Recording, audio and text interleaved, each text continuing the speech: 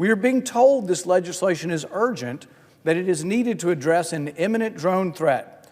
Yet the government itself admits no such threat exists. So either there is a threat or there isn't a threat, but the Biden administration keeps saying, well, it's all normal stuff and it's just planes. So it is or it isn't. Why don't we try to get to the truth of the matter of what actually exists and what the threat is before we propose legislation? Federal agencies, including the Department of Homeland Security and the FBI, have stated clearly that there is no current national security risk, no public safety concern, and no unlawful drone activity requiring intervention. So there either is a problem or there isn't a problem. If there is a problem, let's discuss how to do it while protecting the communications of innocent Americans whose communications could be caught up in this legislation.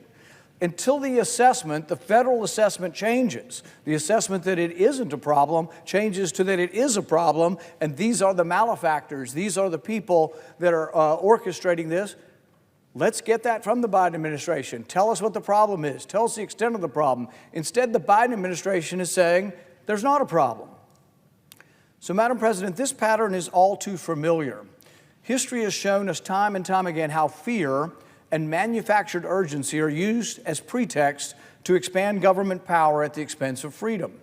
After 9/11, Congress passed the Patriot Act in the name of security. Americans were promised that these surveillance powers were necessary. They would only be directed towards foreigners. They would only be directed towards terrorists until we discovered that these powers were being used on Americans.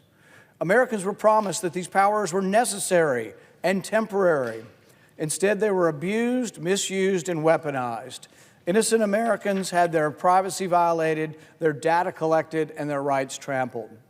The lesson here is clear. When Congress legislates in haste, without careful scrutiny, without debate, and without accountability, it is the American people who suffer the consequences.